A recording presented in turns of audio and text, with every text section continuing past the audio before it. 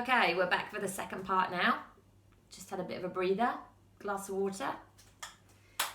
So, next we'll move on to the eyebrows. Luckily you've still got lovely full eyebrows, so we won't need to do too much filling in. But some people, there is hair loss, but there's lots of products out there that you can use. I'm just going to use a basic eyebrow pencil. It's quick, it's easy, you can just fill in any gapping. So the issue that I have is, obviously because I have grey hair coming now, I have white grey hairs coming through on my eyebrows. And so what you've done for me once is that you did tinting on my eyebrows, which is really good. Yeah. So tinting and using an eyebrow pencil can hide that easily. And it just gives them a little bit more definition, So a bit more shape. let's say, as I got older, let's say that a lot of the hair comes away. What can I do? What's my choices? So your choice is really, if you do lose a lot of hair, you can go for microblading, which is basically tattooing of the eyebrow, which sounds scary, but we're very advanced nowadays, and they're very thin, like hair strokes, so it's not very obvious that you've had them done. You can get them done very naturally. It's a very popular thing at the moment. Even young girls are having it done because some people don't like the shape of their eyebrows, so it helps to shape them. And obviously makeup is your go-to for a daily routine. You can really create some good shapes with the makeup. I'm going to fall asleep in a minute. I think eyebrows do really define the face, so have a little play around, have a go at shaping your eyebrows, and see what difference it makes. So some young girls, they do like really thick. Do they use a stencil? Yeah, they do like massive eyebrows. It's very popular to have big, bushy, thick eyebrows.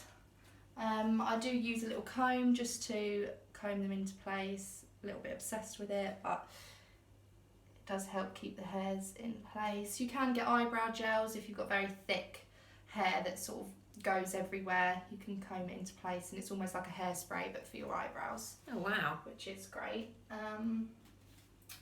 And next we'll do a little bit on, it's just a day look, so we won't go too much onto the eyes. No. We'll just brighten them up a little bit. On mature skin, it's very good to keep the eyeshadow quite light, nothing too dark, and matte eyeshadows tend to sink into any lines or wrinkles that are around the eyes, so just be careful when you're shopping around that you're looking for things like that. Very pearly eyeshadows look nice, but not creams, because it goes in the wrinkles. Creams, you can get them creamy sort of eyeshadows, and they can sit into the lines. Yeah. It all depends really. You'd have to try things out to see how your skin is. And I guess if you've got really deep set eyes, you don't want to be doing dark colours in the creases. Especially if your eyes over time can get quite sunken into the brow bone, and dark colours can just highlight that. Yeah. So it's best to keep it light. You can use your fingers, you can use brushes, whatever. You do a mix, don't you? Yeah, I mix it. It depends on the colours sometimes. I use a brush to go over at the end, but I quite like blending with the fingers. So I'm just taking a slightly darker colour in the corners, which gives a bit of definition, but it's not too much. It's just a nice light brown to highlight them. So would you say that women are getting so much more self-conscious nowadays about the shape of their eyebrows, hair around their mouths? Are they getting really... I think it's more of a, beauty's a big thing nowadays, and everything you see on social media, I think it's making women definitely more conscious than they used to be, which is a good thing in a way, that people are conscious about it, but you don't want to let it bring down your confidence at all. But when it comes to your creams and your moisturisers and things like that, you don't have to spend a lot of money, do you? No, lots of stuff you can get from Boots, Superdrug, very normal high street brands. You know, it's nice to have a couple of expensive bits of makeup, but you can create just nearly the same look. Yeah. Really. How am I looking? Lovely. I would give my own opinion, but I haven't got glasses on, so I can't see a thing at the moment. So, some people don't like to wear eyeliner. Some, you know, you can have like eyeliner pens that are quite thick. They can make quite a bold. But I'm just going to go in with a crayon as we're doing a day look. Okay. We don't need anything too heavy.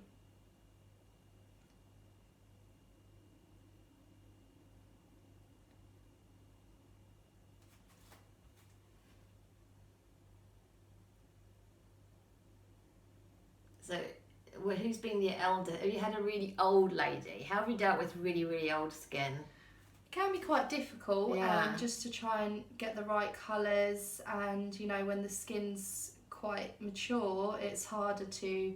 I just spend a lot more time blending, using my brushes. Yeah. Um, And their lips, in elderly people, their lips actually go quite thin, don't they? yeah, so we use some some lip liner, and try and keep it quite glossy and light. Yeah. Because as your lips get thinner, you don't want to be using sort of matte reds or purples that are gonna actually make them look thinner. So. And you don't need a lot of makeup on to look good. No, you really don't. And here we're going to put a little bit of mascara on. This is quite a fun mascara. We're just using... How should I do my eyes? Look up? Yeah, look up. It's just a blue mascara. So, you know, in the daylight it's quite fun. You can see the tips have gone a little bit blue. It's nice for people that have got very dark eyelashes naturally. I wouldn't recommend it for everyone, but on my particular model it looks great. If you've got quite thin eyelashes, you might want to look for a thickening sort of mascara that's going to give you length and more definition. But in this case, we don't need it today. And do women my age wear fake eyelashes very much? Yeah, they get individual eyelash extensions nowadays, which is very popular, and you just get them infilled. So yeah, that is very popular. So we're going to go to the lips. We're going to just use, this is just a nice day light pink colour, but it will help define the shape, not so much to make a difference to the colour. It also helps stop lipstick and lip gloss from spreading away from the lips. Always do the outline and then take it in a little bit, just so that when you put the lipstick on it's going to blend nicely. Make sure you get right to the corners.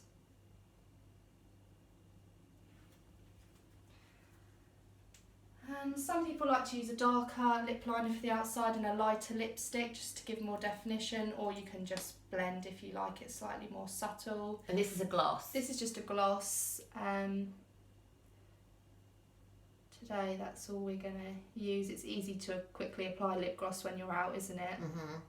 Especially when you've got no mirrors around. You can go like this for me, blend it all in. Lovely. And also during the day we should put lip balm on quite a bit, shouldn't we? Yeah, so if you're not a big fan of lipstick, using a lip balm to keep them very moisturised will always make them look nice. So we've got some nice definition in the eyebrows, also in the cheekbones. You can see the highlighting going on, but it's very natural. It's very natural. Easy to, you know, just go out for a daytime, but still feel pretty, not like you've just rolled out of bed. So I've been hanging out all day, doing my work, la la la, come home, had my evening meal, a few glasses of wine, and now it's time to go to bed. So what happens next? So it has to come all off. You can't just go to sleep in it. That's really bad, unfortunately. Really bad. I do that quite a lot. I think lots of people do that quite a lot. Yeah, you wake up in the morning and one eye's still got eyeshadow on it and the other one hasn't. So personally, I like to remove with a cleanser first. Some people like to wash their face first, but I like to go over the whole face to remove the majority of the makeup with a cleanser. You can get cleanser in creams or like waters, like liquids. or you can use a cleanser that you have to wash off. It really depends on your skin type and what you prefer, to be honest. But this is quite a quick and easy way of removing, which is always handy. Or what you can do is go in the shower, like I do, and just get loads of shower gel. Which is not recommended. Oh, and then just rub my whole face with shower gel and then wash it off. And then get out and then dry my face with a towel and then with mascara all over my towel. That's what I normally do. But from now onwards, I won't. So now it normally takes a couple of good cleanses to get off the makeup. The first layer, you know, you've got a mixture of the day that you've been out in, which is a bit of dirt, a bit of grease. Yeah. And then you have to get right down to removing all the makeup. This is why toner's good, because toner also really helps get rid of anything that's still laying in the skin. So do I wash my face after this? You can do. Some people like to wash their face afterwards. You don't have to. Some wash it before. It really just depends on your preference. But, you know, if you've been out all day and you want a quick fix, these are really good to get all your... And what do you think about makeup wipes? Makeup wipes, I think eventually they're not going to be a very popular thing. They're not very good at removing makeup, I don't think, personally, and they're not that great for your skin. I'd much prefer a cleanser to be used. You'll find if you use a makeup wipe, you'll still find makeup on your skin a couple of days after if you're not washing your face properly. So I wouldn't recommend makeup wipes. I mean, if you're, you know, going on a night out and you need a quick go over, I'd use them for that. But on a day-to-day basis, I would, you know, invest in something. So that's good. So is everything gone now? So we're just going to tone. That was just removing your eye makeup. We're just going to go over with a little bit of toner. I know, I'm going to have to write a list. You can get really quick at this once you're in the swing. I know, I mean, literally we've spent ages. I only have a few minutes. No, it's good to know how to do it properly. Yeah, as long as you cleanse. Cleansing is the most important to get all that makeup off, but toning is like, let's go over the lips. Lovely. Lovely. And then I'd always finish with a moisturiser. If you don't want to invest in having 2 moisturisers, that's fine, but it's good to have a night cream. It's a slightly thicker layer, and basically, you know, your skin can get quite dehydrated in the night. It's good to give it that extra burst of moisture. Always remember to go down onto the neck. People forget about the neck area, but it's one of the first places that will show signs of aging. God, I never use night cream. No, it's something good to invest in. You can get, you know, it's very an expensive affordable business, all this beauty stuff. It is indeed. But I guess I'm at an age now where I need to think about it. Yeah, I mean, they say the earlier you can start, the better. A lot of young girls are doing it nowadays. And I guess your skin responds better to treatments if you've always looked after it. Yes, definitely. Okay, looking good. It's feeling very soft. And that's you're ready it, really. For bed. Ready for bed. Thank you so much for watching this video. Thank you. Thank you very much to our lovely beautician, and we'll catch up with you soon. Bye. Bye.